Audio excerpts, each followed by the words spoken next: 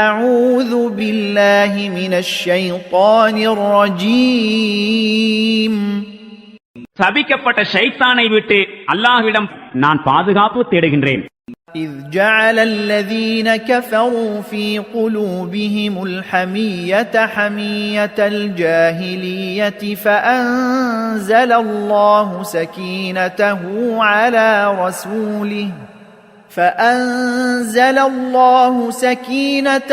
على رسوله وعلى المؤمنين وألزمهم كلمة التقوى وكانوا أحق بها وأهلها وكان الله بكل شيء عليما.